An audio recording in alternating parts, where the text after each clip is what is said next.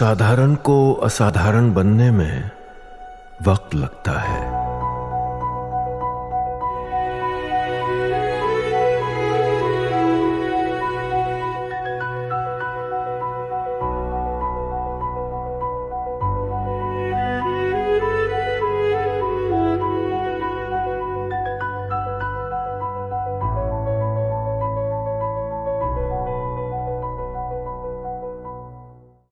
साधारण को असाधारण बनने में वक्त लगता है।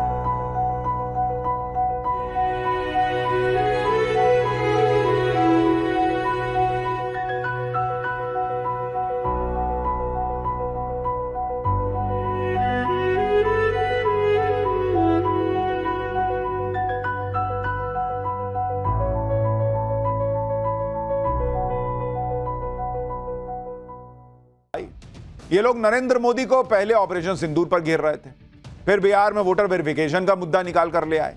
लेकिन पूरा इंडी गठबंधन ये देखकर हैरान हो गया कि प्रधानमंत्री नरेंद्र मोदी तो राहुल अखिलेश की इस पॉलिटिक्स का कोई लोड ही नहीं ले रहे। इधर इंडी गठबंधन चीखता रहा, काले कपड़े पहनता रह गया, काली पट्टी बांधता रह गया, मोदी निकल लिए बिना लोड लिए विदेश। उनको जो अपना काम करना है वो तो उसमें लगे हुए हैं। पूरे इंडी गठबंधन जो है वो मतलब हैरान परेशान है। राहुल गांधी ने पीएम मोदी के विदेश जाने पर कह दिया कि वो तो भाग गए, उनकी विदेश नीति फेल है। दूसरी तरफ बिहार के वोटर वेरिफिकेशन के मुद्दे पर दिल्ली से पटना तक बहुत हंगामा मचा। नए उपराष्ट्रपति के चुनाव की प्रक्रिया शुरू हो गई है बॉस।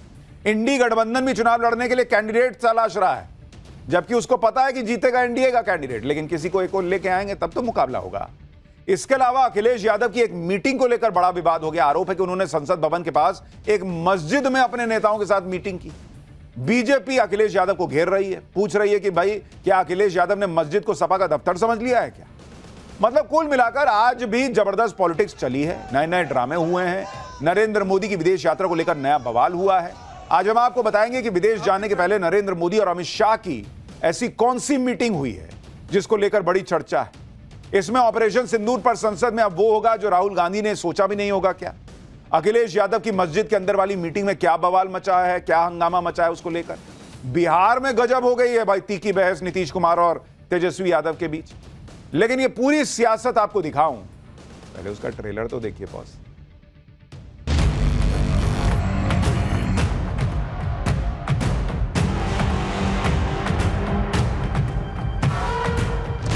जो अपने आप को देशभक्त कहते हैं वो भग गए।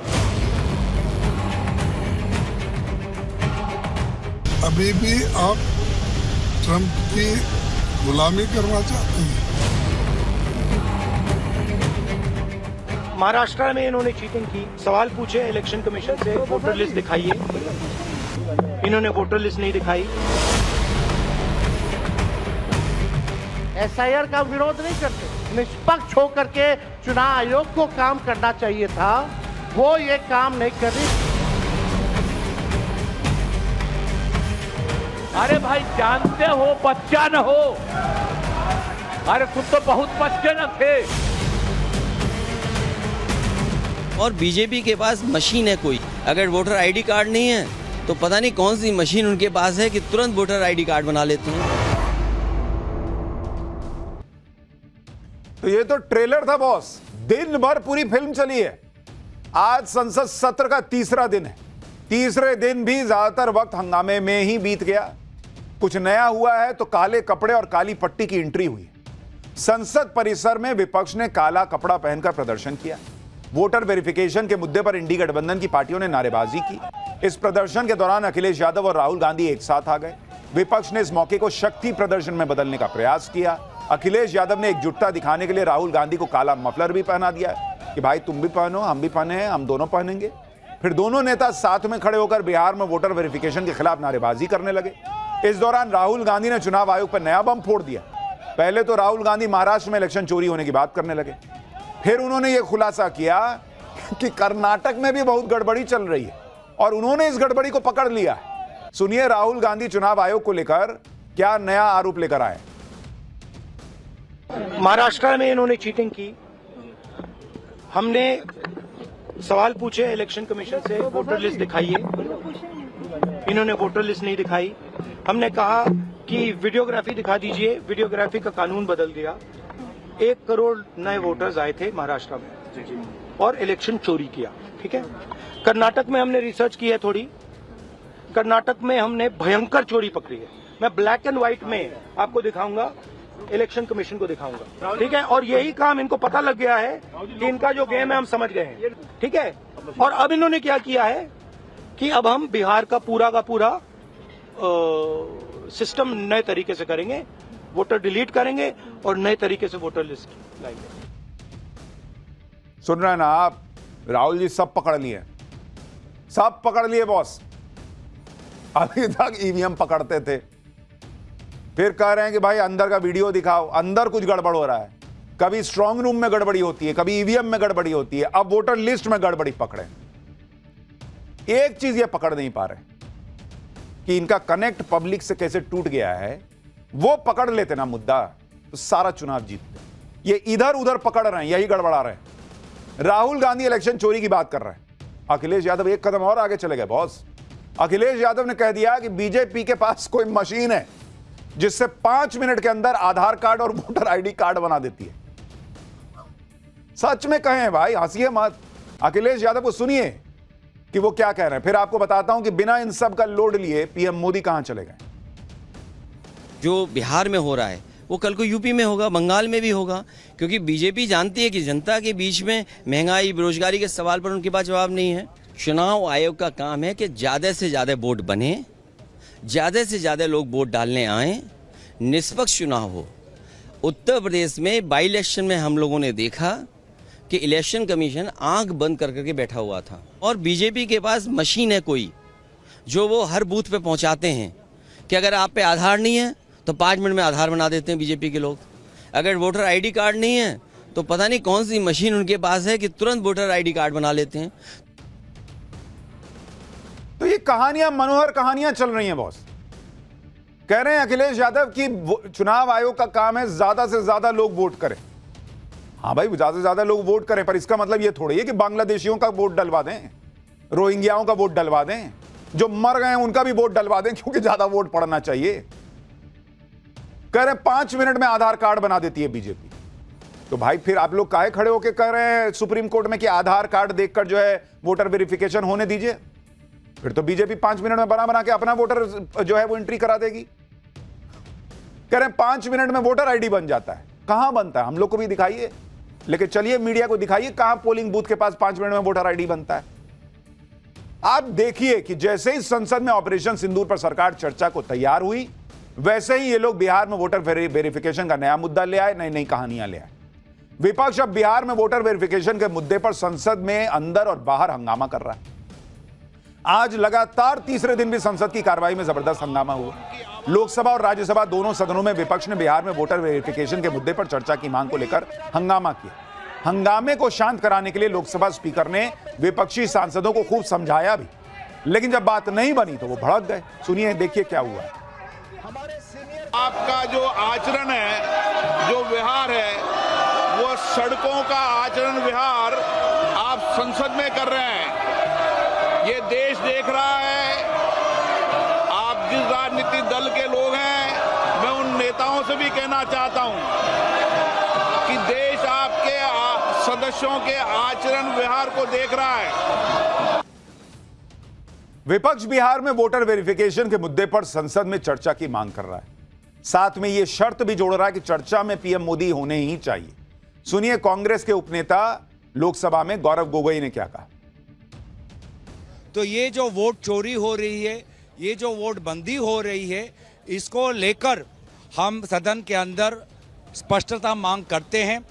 वे प्रधानमंत्री, वे केंद्र सरकार जो चुनाव आयोग के चीफ कमिश्नर का नियुक्त करते हैं, आज वे सदन के अंदर क्यों चुप हैं? हम चाहेंगे कि सदन के अंदर प्रधानमंत्री मोदी जी आएं और एसआईआर के चर्चा पे भाग लें। इनको हर चर्चा में प्रधानमंत्री नरेंद्र मोदी होने ही चाहिए, ये वाला एक क्लॉज लगा देते हैं।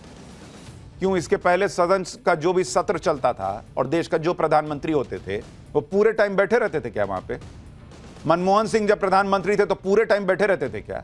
ये एक नया ट्रेंड शुरू हुआ है कि चर्चा भी चाहिए, जैसे हम बोल रहे हैं वैसे ही चाहिए, और नरेंद्र मोदी वहां बैठे होने चाहिए। जिस वोटर लिस्ट रिवीजन पर ये लोग बवाल काट रहे हैं वो काम तो आसानी से चल रहा है। दूसरी बात, वोटर लिस्ट की सफाई भी की जा रही है। अब तक बिहार में 51 लाख मतदाताओं को हटाया जा चुका है। 18 लाख इनमें से ऐसे थे जिनका निधन हो चुका।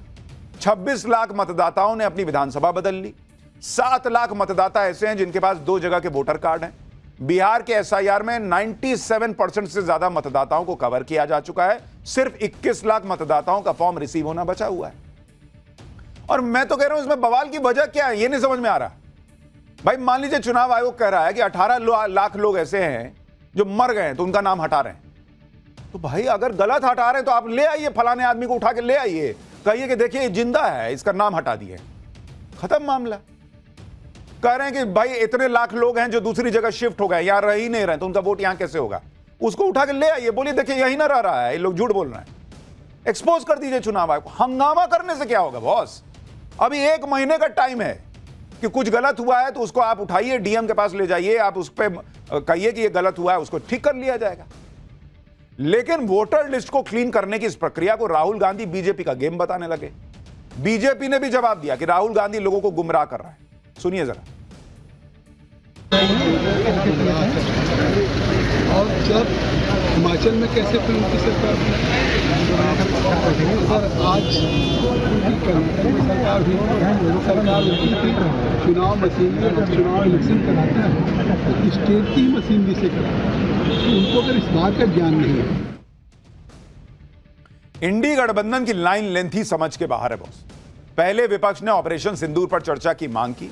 जब सरकार बिना विरोध के चर्चा को तैयार हो गई तो फिर कहा कि पहले दिन ही चर्चा कराओ। पहले दिन से क्या दिक्कत है? साथ में यह भी शर्त जोड़ दी कि चर्चा में नरेंद्र मोदी तो मौजूद रहने ही चाहिए। सरकार ने समझाया कि पीएम मोदी 1 हफ्ते के लिए विदेश दौरे पर जा रहे हैं इस हफ्ते, तो पीएम मोदी की मौजूदगी में तो अगले हफ्ते चर्चा हो सकती है। जब सब तय हो गया तो नया विरोध करने लगे कि चर्चा की तारीख फिक्स नहीं है। अब आज चर्चा की तारीख भी तय हो गई। लोकसभा में 27 जुलाई को और राज्यसभा में 28 जुलाई को चर्चा होगी, ये डेट तक बता दिया गया। यही नहीं, राज्यसभा में पहले 9 घंटे चर्चा होनी थी, उसको बढ़ा के 16 घंटे कर दिया गया। यानी नरेंद्र मोदी सरकार कह रही है कि तुमको जितना चाहिए भाई उतना चर्चा कर लो। पहले 25 घंटे की बात हुई थी, अब 30 घंटे से ज्यादा की चर्चा होगी। डेट बता दिए, सब हो गया, तो चल रहा है मामला। विपक्ष जो मांग कर रहा है सरकार से, सरकार मानती जा रही है। बावजूद उसके माहौल यह बनाया जा रहा है कि सरकार जैसे ऑपरेशन सिंदूर पर चर्चा नहीं चाहती। सुनिए कांग्रेस के अध्यक्ष मल्लिकार्जुन खड़गे क्या कह रहे हैं। ये देखो वो बार बार बोल रहा है, ये क्यों निरुत्तर है, हमको समझ में नहीं आ रहा। तो अभी भी आप ट्रंप की गुलामी करना चाहते हैं। देश बड़ा है, इम्पोर्टेंट है, इसीलिए तो हमने देश की एकता के लिए सब लोग मिलके सरकार को सपोर्ट किया। अगर हमारे को बार बार ट्रंप ये कह के अपमान करता है कि समझौता मैंने कराया, तो उसका उत्तर उन्हें देना चाहिए और वो भी डट कर बोलना चाहिए, हम खुद ने कर लिया। पहली बात तो ट्रंप अपमान कर रहा, आप अपमानित हो क्यों रहे हैं? जब अपने यहां का विदेश मंत्रालय बता चुका, प्रधानमंत्री ट्रंप को फोन पे सुना चुके कि भाई कोई डील नहीं हुई थी, हमने अपने हिसाब से जो है वो सीज फायर किया है, तो आप क्यों अपमानित महसूस कर रहे हैं जब अपनी देश की सरकार